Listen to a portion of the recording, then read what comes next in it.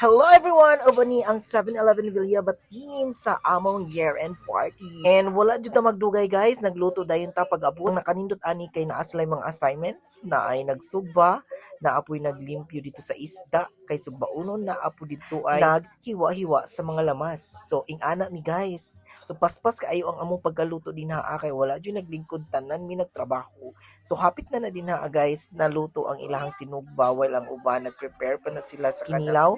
Very instant, wala pa 30 minutes na prepare na namo among mga pagkaon. So wala magdugay, nangaon na ta dinha guys.